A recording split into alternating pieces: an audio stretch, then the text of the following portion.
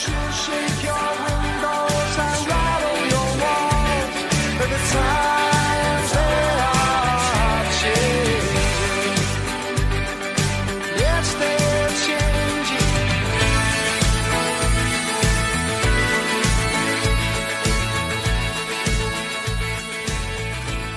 Hello everyone, welcome back once again to another episode of Mind Shift. This is the podcast that is here to assist you along your journey of deconstruction and discovery, this thing we call the spiritual life, and especially for those of you that have perhaps walked away from organized religion, the church, the mainstream institutional evangelical fundamentalist church. I am your host. I am Dr. Clint Heacock. Thank you again for joining me for today's episode, which is a very challenging and thought-provoking conversation that I recently had with David Madison. I brought you the first half last week, and if you haven't had a chance to listen to that episode yet, I would encourage you to go back and catch part one of this conversation with David Madison, who is a minister turned atheist in the process of doing a PhD in biblical studies and going to seminary and everything else. Much like me, he had to question a lot of things about his faith and his belief system. And in the end, he ended up walking away not just from the church,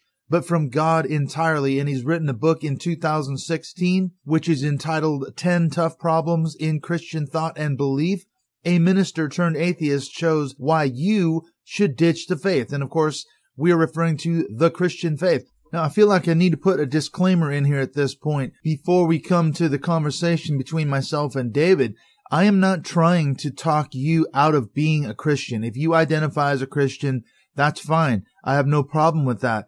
I just want to help you to think critically. One of the statements that David made in last week's episode was that he was struck by the fact that as he was writing the book and interacting with people on his Facebook page that he made for the book, and ever since the book has come out, he's written a lot of articles on the Debunking Christianity website. And of course, Christians just are rabid when they come to defend what they see as attacks against their Christian faith. But one of the things David said was that he was struck by the total lack of curiosity among so many Christians. And the idea that, what do you mean there are problems within Christianity? They've all been solved, surely, haven't they? Theologians, biblical scholars, preachers, there are no problems. What do you mean there are problems within Christianity? And this is something that we're going to look at today. Specifically, we're going to get into this issue of the problem of evil. And that is one of the major issues. It always has been, both within Christianity historically, as well as going back even to Judaism, which of course is the religion from which Christianity came.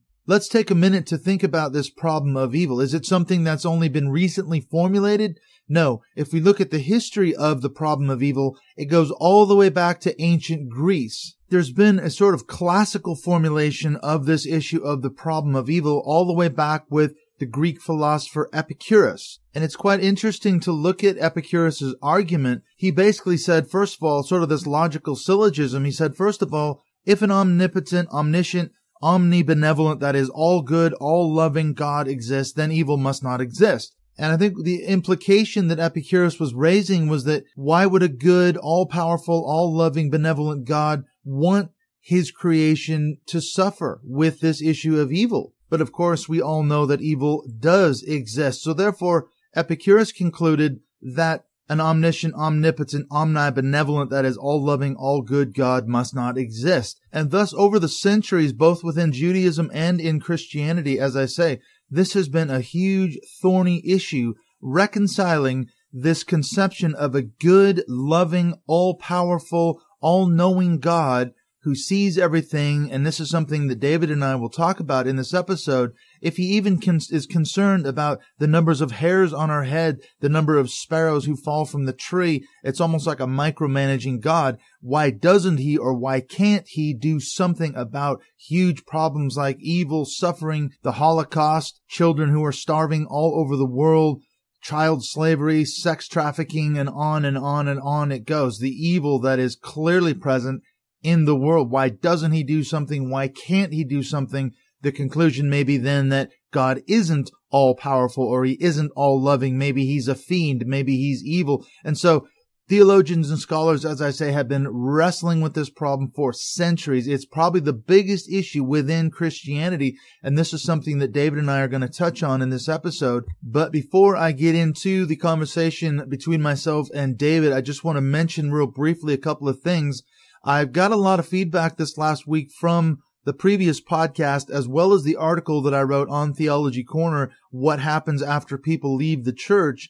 And I've also put a link again in this week's show notes for that article, which describes a spectrum of 1 through 8. Where are you on the spectrum if you're a person who's left the church behind, and possibly as the scale goes down to numbers 6, 7, and 8, a person who has left God behind as well, or maybe you've become a deist. And this is something that David and I talk about as well in this episode a little bit. We'll touch on that. So we'll come back to that again at the end of the conversation.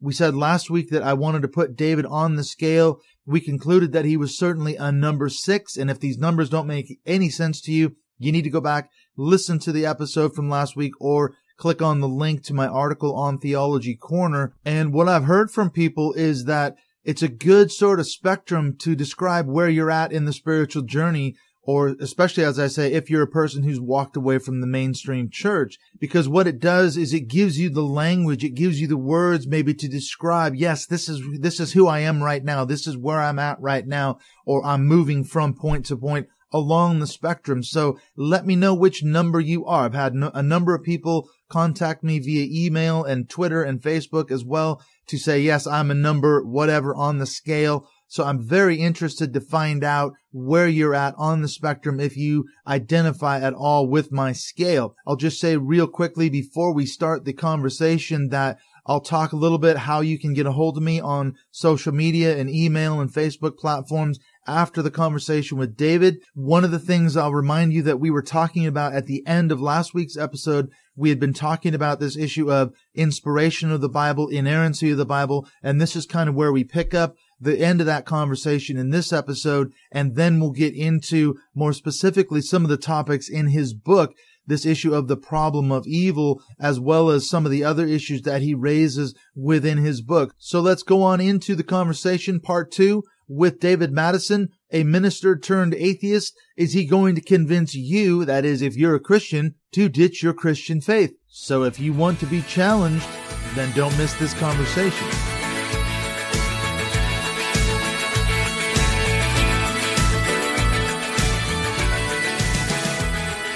Well, it's interesting. I read an article on this issue of inerrancy, and the author said most Christians are using a circular logic. In other words, they say that the Bible says that it's inspired, so that it must be inspired. It's a narrowly circular logic, but that doesn't seem to bother them at all. He said it doesn't perturb them at all, the fact that they're quoting the Bible to prove the Bible. And so what do we do? Where do we go from here? Well, one of the parallels I use to try to get people to see the stupidity of that argument is the small town I was raised in Indiana. There was a very sharp divide between Protestants and Catholics. And one of the things we like to ridicule the Catholics about was the Virgin Mary, but also the infallibility of the Pope. We didn't understand exactly what that meant because it doesn't mean what Protestants at the time thought it meant. But you could say to Protestants, do you believe that the Pope is infallible? No, of course not. Well, the Catholic Church tells us that the Pope is infallible. Well, I don't believe the Catholic Church anyway. So why does that make any difference? Same thing.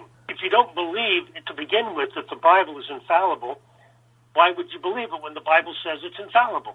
Yeah, it's a circular logic. Argument. It doesn't make any sense. But apparently it doesn't bother most Christians. It's an amazing thing. Because they're thinking and this is sealed off. Yeah. They're not open to legitimate questions. Yeah, there's a lack of critical thinking. A young friend of mine many years ago who was raised Catholic, he said, well, if Christianity is so wrong, why do people believe in it? And I said, that's not a hard question to answer. They believe in it because it promises them they won't have to die. That's a pretty good product. That's a pretty good message. Yeah. And once you begin tampering with the truth of Christianity, then people have to face their own mortality. All we're left with is what? That's there's no way to get out of it. That's why one of the reasons why the fundamentalists were so freaked out by the liberals back at the turn of the century, weren't they? What's left if you strip the scriptures of all of its core teachings and miracles and everything else? What are you left with? You're left with nothing. And maybe that's the whole point. I have another Catholic friend years ago. She is desperately awaiting the time when she will see her mother again in heaven. She doesn't want anything to undermine that faith. That's the bottom line for her. It's too emotionally threatening, so isn't it? The emotional investment in believing in Catholic dogma is extreme. Now, I believe that there are Christians on a scale. That's why when I'm told sometimes, oh, nobody's going to read your book, no Christian's going to read your book, well, it's aimed largely for an atheist market to be another tool to use in the fight against Christianity. Well, you're talking about the emotional investment people had in their faith, and then does your book represent a threat to that? And that's the response that I get most from Christians. They just don't want to hear it. They just do not want to hear it. Right. Stick the fingers in the ears, and that's it. Yeah, exactly. Well, now, on the subject of your book, I know you talk about 10 problems, and we said earlier we can't get through all 10, but I think looking at the chapter titles, and you said in the beginning chapter, you have a couple of real high, maybe the first or second most critical ones. What stuck out to me was, number one, you say, is this problem of evil. And then another issue, I read an article that you wrote on debunking Christianity about the atonement, the central doctrine of the Christian faith. What would you say about the problem of evil and then this issue of the atonement? What would be your comments on those two doctrines? One of the earlier iterations of my book, especially on the problem of evil, I had the title, The Easy Acceptance of the Very Terrible. And by that I meant, just look at human history.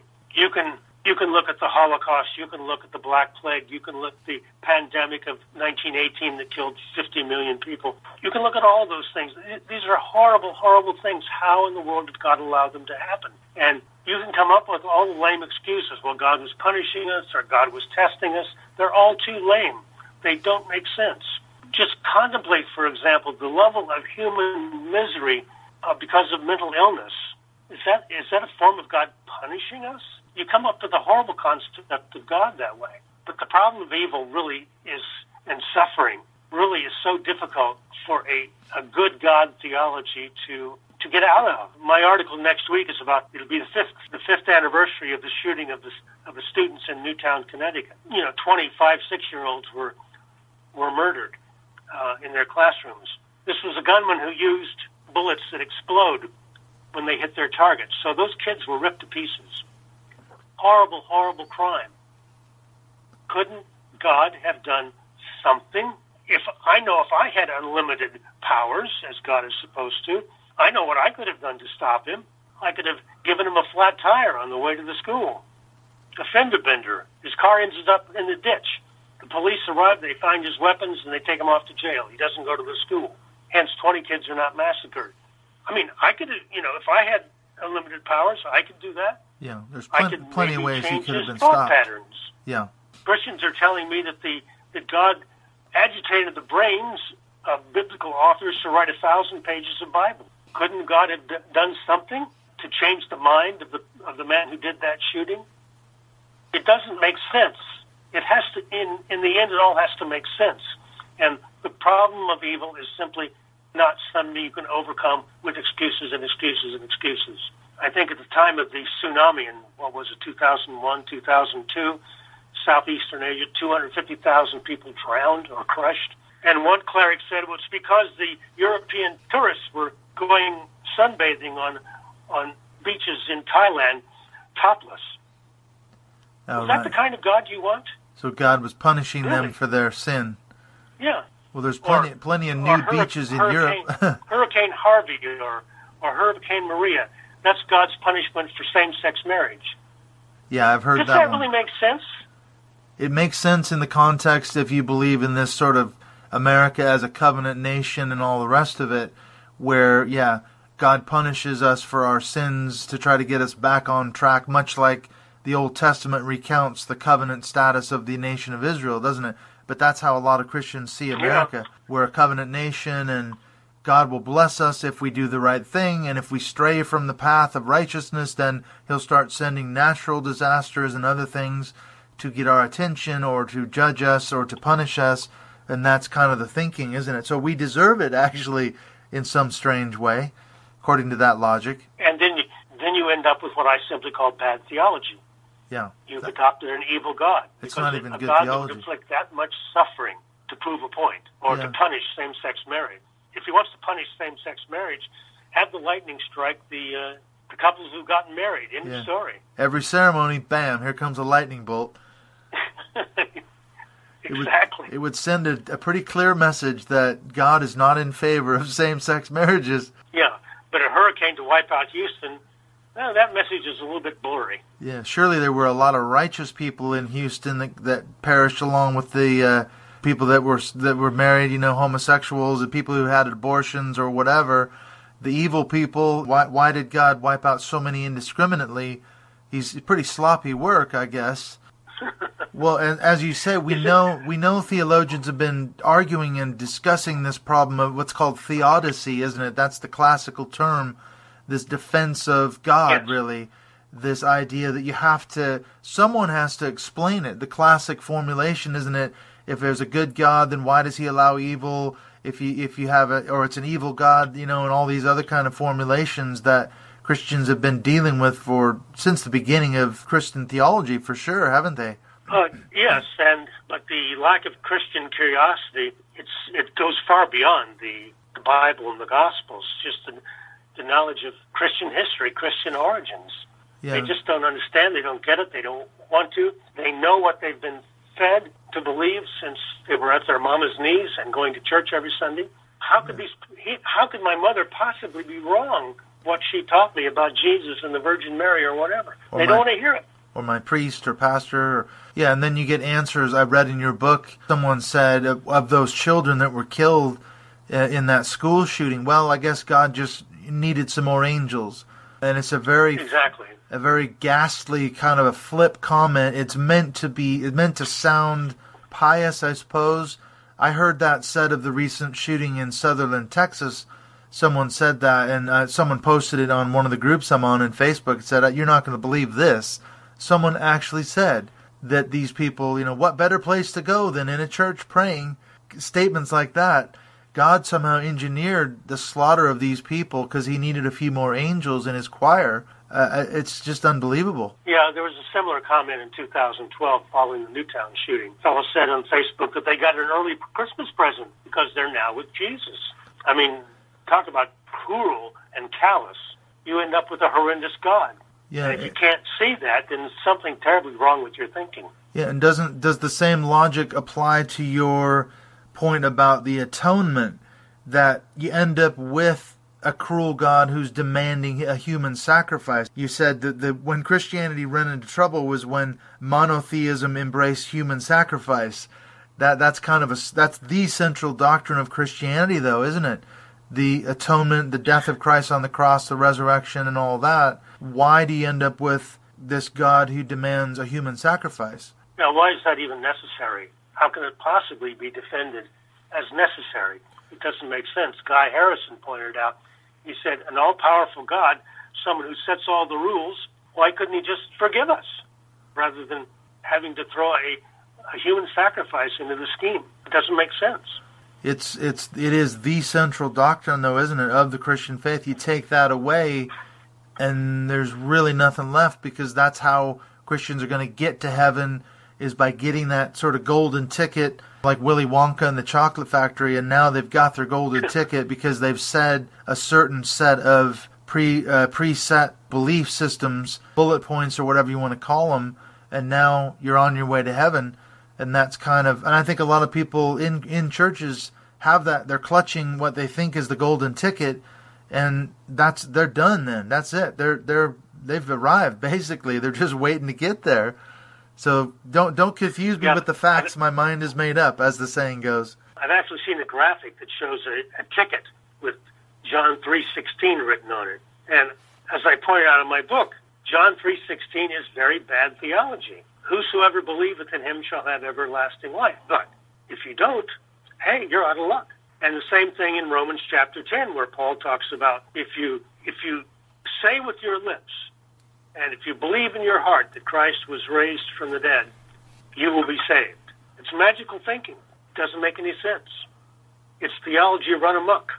Yeah, and you can see then why the fundamentalists were so keen to sort of boil down the kind of 5 or 6 key things that you had to believe and confess and affirm to be a Christian. You had to believe in the virgin birth and the atonement, and the fact that Moses wrote the Pentateuch, the first 5 books of the Bible. Somehow that was in there too. Of course, they were trying to defend the scriptures, weren't they, against the liberals? So they had to chuck that in there. If they could actually say, if you don't believe that Moses wrote the Pentateuch, you're not even a Christian. Can you imagine making that statement? You're not a Christian if you don't believe that Moses wrote the Pentateuch. Unbelievable. Unbelievable. What sort of advice would you give? Let's say you're some Christian that's been in a church for a long time. He or she's grown up in a church. They've got questions, they've got doubts, but they don't feel the freedom to voice those concerns or fears. What would your advice be to a person who's sitting in that typical church setting, like maybe you and I came out of? What can that person do to kind of go down this path of sort of deconstruction? In my book, I mentioned we need a different protocol at church on Sunday morning. Historically, people have left the church on Sunday morning after hearing the sermon, shaking hands with the pastor. I say tongue-in-cheek, they should shake hands with the pastor on the way in, and the pastor should say, don't believe everything I say because I'm a paid propagandist. And secondly, we've installed Wi-Fi in the church so that while I'm preaching, you can go onto Google and check out every claim I make. So my advice is get on the Internet. If you have questions, get on the Internet, check it out. So much information is out there now. Actually, I have on my website, the website for the book is www.10toughproblems.com. And on there's what I call the Cure for Christianity library. There are more than 200 books that have been written since the turn of the millennium, since 2000. Check out the list of books that have been written on the falsification of Christianity. Mine is there, of course, and not just the famous books by Dawkins and Christopher Hitchens and Sam Harris. Those are the standards that people tend to go to. Yeah, those are good, but there are dozens of other books written by people who deconstruct the Bible, who show its problems, who show why it should not be taken literally, seriously at all. But you got to do a voracious amount of reading on this. You really do. You really have to be a student. And if you're not used to that, well, if you want to find out what's really happening with your particular faith, check it out. Yeah, you need to educate yourself, don't you? You can't just sit in the pew and listen to that paid propagandist every Sunday and accept his or her words as, I hate to say it, the gospel truth. No pun intended. Yeah, you have to be critically thinking. It's funny because I was going to say I did my degree on preaching and biblical studies, and I used to argue that we need to preach from the Bible and things like this, but now I've completely reconceived my idea of what preaching could be, and I think it's more in line with what you articulated. If I was ever asked to preach again, and by the way, I'm not getting any invitations to to preach anywhere.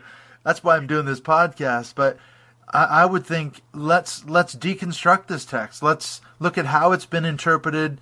This is something Hector Avalos was talking about on our podcast. He said the way he teaches the Bible now is he looks at how it's been interpreted over the centuries.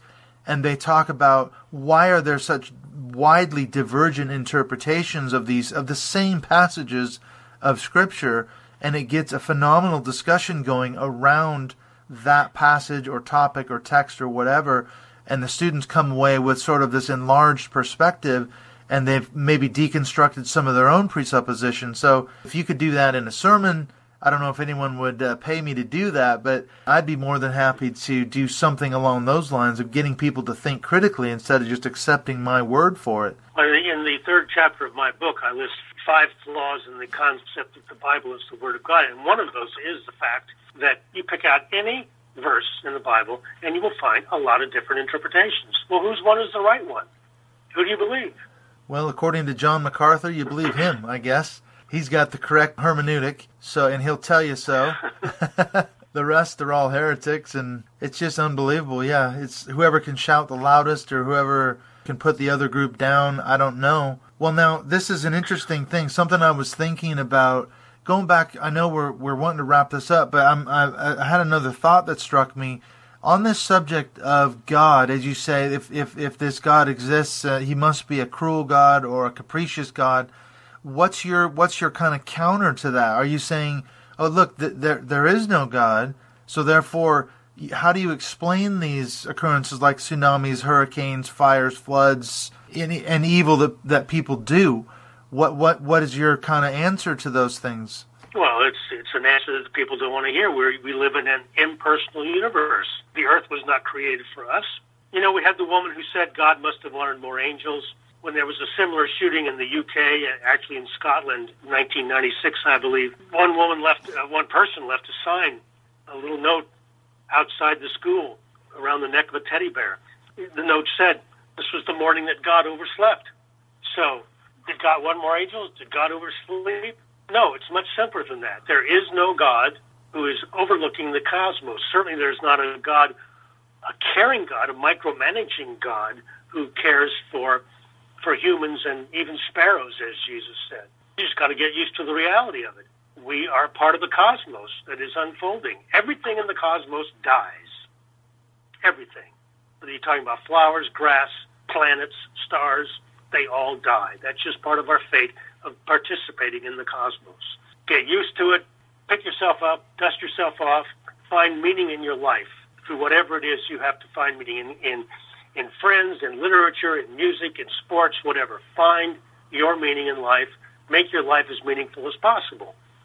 Get on with it. Yeah, so in other words, it is down to us at the end of the day. Natural disasters and human evil, it's bound to happen, isn't it? I mean, every time there's a mass shooting, I always say, well, there's going to be another one. And sure enough, we had the one in Texas, and then a couple of weeks later, there was one in California. We had the Las Vegas shooting. Why don't you just say there are just evil people out there? It's not God's fault because, as you say, maybe God doesn't exist. Things just happen, and it's up to us to deal with it. There are evil people. There are people with bad brains. Evolution gives some people bad brains, and you can't get around that fact. And Hurricane Harvey, well, from the perspective of the grand sweep of time, there have probably been 100 Hurricane Harveys sweep across the Houston area in the last 100,000 years. It's what nature does. God isn't punishing anybody. Nature isn't punishing anybody. It's a system. It's a storm system. It's energy. It sweeps across land masses, and it has been going on for millions of years. And will continue to happen. If a cold front meets a warm front, it's what happens, isn't it? Or it could be the result of human pollution or toxic emissions in the environment. I mean, there's a lot of things. I wonder, it strikes me that the deists back in the, 18th and 19th centuries, I wonder if this was kind of their way of sort of fudging. They're saying, well, we admit that there was a creator God, the cosmic clockmaker, created the universe, wound it up, set it in motion, and then walked away. And he's no longer a personal God overseeing every little sparrow that falls. That would explain a lot from the deist perspective, wouldn't it? That they can in a way kind of have their cake and eat it too. They could say, yes, we believe in creation, but we don't believe that there's a personal God. Christians sometimes go in that direction when they insist on the supremacy of free will. They take an extreme version of free will and just say, God doesn't interfere. God lets us do what we want to do. Right, and then you end up with horrendous events because God has to respect our free will. Well, I think that's crap. It does make you wonder, doesn't it? Yeah. If you believe that God is intimately involved in human affairs, cares about humans, cares about sparrows, even when someone says, oh, he has God-given talent, that means that God is working at the micro level. He's manipulating genes and DNA if he gives somebody talent. Well, then God has to take the blame for the 4,000 genetic diseases that there are. It's better just to say evolution can take the blame for that. Yeah, you wonder if Christians are edging toward a sort of a deistic sort of God. But yet, I hear a lot of Christians claim things like, when they find a good parking spot, well, God must love me. So he is so intimately concerned about my day, among all the other things he's got to worry about, all the sparrows and the floods and the fires and everything else, that he got me a good parking spot when I needed to go to the mall. Is that the level that we're going to here now? He let 2,000 children starve to death around the world but he got me a parking place. He got me a sweet Fully parking spot.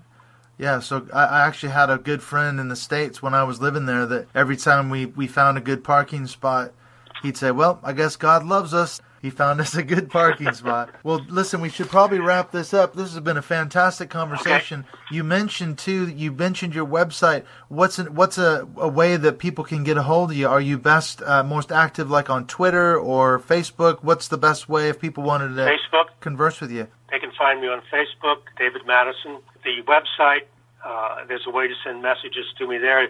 It's www.toughproblems.com. And what's your Twitter handle? What's your on Twitter? David Madison, PhD. Right. So you have to think about that for a minute now. Yeah. So many handles, so many passwords. This is it. So many if the brain can't handle all the passwords, the accounts, and you can't have the same password for everything. I have an Excel spreadsheet. Yeah, but if someone gets the password to your Excel spreadsheet, you're screwed. But on Amazon, it's very easy to find the book, David Madison, 10 Tough Problems, right there. Yes, you can go on Amazon, find David's book, write a review. You can add your review to the growing list of what's already there. Well, listen, David, thank you so much for joining us on Mindshift. This has been an absolutely fantastic conversation. I don't want it to end, but we need to wrap it up. So any last words of wisdom you want to lay on anyone before you sign off? Just be curious. Ask questions. Don't take anybody's word for anything. Curiosity. Including yours? Yeah, exactly. Yeah, exactly. Okay, well, thank you so much, David, for being on Mindshift. It's been a pleasure talking with you. Thank you so much.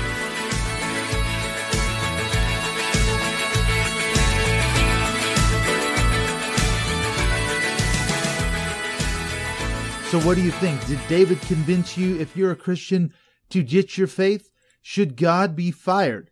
This is the question. In David's book, he quotes from American journalist and satirist H.L. Mencken. And Mencken said, quote, "The whole Christian system, like every other similar system, goes to pieces upon the problem of evil." End quote. Do you think that's true? Does all Christianity fall apart on this issue of the problem of evil? Whatever your take on it is, it certainly is a thorny issue, isn't it? Does a good, loving, all-powerful God exist? And if he does, why doesn't he do something to stop the evil that's in our world and has historically been in our world? And it brings up a lot of other questions too, because here's a God that's described in the Hebrew Bible, the Old Testament, as actually ordering genocide, the slaughter of men, women, and children by the nation of Israel as they came into the land of Canaan, which is today modern-day Israel. And it's a hard thing to reconcile that God of the Old Testament with this sort of loving, gracious God, the Jesus, the hippie guru that a lot of people have made him out to be in the New Testament. And as I said in the introduction, this whole problem of evil has been around for literally centuries. In fact, the scholar Marcion, way back in the 2nd century A.D., he was struggling with this very same issue. And he read the Old Testament God as being rather belligerent and angry, and he rejected this God. He actually said there's two different gods. There's a God of the Old Testament. He's an angry, vicious God. And there's this loving God of the New Testament. And that was the way that Marcion reconciled these seemingly disparate views of God. And so you can see that someone like Marcion's wrestling with this problem of evil centuries ago. But of course, the church did not accept his view, and he ended up being excommunicated and branded a total heretic. So Marcion's solution never really worked. At least it didn't work for the church fathers. And I think it's important not to take this issue lightly, because if the story of Marcion and his lack of reception by the church gives us any indication, well, there's still a lot of pushback in the church today anytime you bring up this same problem of evil. But this is all part of deconstructing your faith, those inherited beliefs. When you deconstruct your faith, especially Christianity, things that you've been taught for years, especially if you've grown up in the church like I did. I was in the church from the day I was born all the way up through my adult years. I was in seminary, I was in ministry, I was an elder, I was a pastor. I have devoted a good chunk of my adult life either to academics, scholarship, and Christian circles, and in pastoring, teaching, leading other people in this thing called Christianity. But now I'm stepping back and going, wait a minute, what have I done? What have I been spending all my time doing? The good thing, I guess, is that it's given me the critical skills to think and analyze arguments, and that's why I'm doing this podcast. And it's funny now because I look back and think, okay, these are things that I'm stepping away from. These are things I'm walking away from. I'm shedding, I'm jettisoning a whole bunch of things that were a huge part of my life. In fact, virtually all of my life growing up, and as I say, into my adult years, I've been part of this thing called the church. And it's funny because the other day, Ray Guilford, who I did a couple of episodes with at the end of the year last year, we talked about biblical inerrancy and other topics, but he posted up the other day on our Mindshift podcast group, and I asked him if I could share these things that he put on the page, and he said, sure, that'd be great. So here's Ray's list. What Ray said was, things I threw out over the years, talking about his deconstruction process, until I realized there were nothing but crumbs left in the bottom of the bag. Here's some of the things on Ray's list. The nanny god, the helicopter god who oversees everything in your life with an insect intricacy. The Siri, Alexa god, the personal assistant who helps you find your car keys and saves you a parking spot close up. The big money Jesus of the prosperity gospel. Or, he says, the collateral damage Jesus of the genocide gospel. Another one is the divine healing issue. Another one is the second coming, the rapture, tribulation, millennialism. We don't need a divine ass wiping, says Ray. We have human problems. They were created by humans. They will be fixed by humans. Some more issues on his list that he gave up. Anti-intellectualism, demons, at least in every part of our lives. The purity cult or the purity culture, and that's a big one that I've been researching a lot lately. We're going to do some episodes on that as well coming up. Tithing, says Ray, suffocating, intrusive community, selling or sharing the gospel. A geocentric universe, the Bible, God the potter, assurance, blessed or otherwise, and finally, inerrancy. And I had a few things that I added to my list as well, things that I'm kind of happy that I've given up. Young earth creationism, and of course the ridiculous defense of young earth creationism. The aggressive proselytizing of every non-Christian you encounter. Listening to sermons in church every Sunday preached by people who are just really bad communicators. And of course, listening to bad exegesis in those sermons, listening to incredibly disagreeable statements made in those sermons as well. And if you've got anything to add to the list, let me know. If you've walked away from the church, what are some of the things that you're actually glad that you've left behind? And that's a sad statement. It really is a sad statement. So if this episode has been helpful to you, if Ray's list or my added on things have kind of triggered anything in you, things that you've walked away from the church and felt glad about leaving behind, I'd love to hear from you. You can contact me, as I said before, a variety of ways. You can email me, preachersforum@gmail.com. You can follow me on Twitter at Mindshift2018. You can also find me on Instagram at Mindshift Podcast. You can also stop by and like my Mindshift Podcast Facebook page, which is found at facebook.com/Mindshift Podcast. And you can also drop by my website, preachersforum.com/blog, as well as my posts on the Theology Corner. And all these links are available in the show notes. And also, I will mention that if you have found the work of Mindshift or the Preachers Forum blog or my writings on Theology Corner helpful to you at all, you can help support the work of what I'm doing for as little as $1 a month.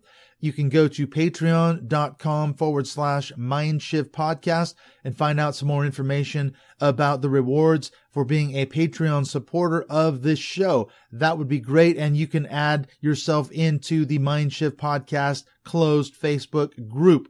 Okay, before I let you go for this week, I just want to mention what's coming up next Friday on Mindshift. Well, it's a total change of direction, a total shift. We're going to bring you an interview that I did with Richard Jacobson, who is the author of the book Unchurching Christianity Without Churchianity. And what we're going to hear from Richard is a completely different point of view than a person like David Madison. But as I've said before, that's what this podcast is all about. That is how you learn how to think critically, by being exposed to alternative frames of reference, alternative points of view that you may or may not agree with. So listen in next week. We're going to hear from Richard Jacobson. He's going to make the case that essentially the institutional church, the mainstream churches that we see, especially in America, North America, are doing it wrong in terms of how he reads the Bible. And so he's going to give us an alternative vision for what does church look like, or Christianity look like, without all the churchianity, all the trappings of churchianity. So be sure and come back next Friday for my conversation with Richard Jacobson. Once again, thank you for joining myself and David Madison as we talked about his book and some of the problems within Christianity.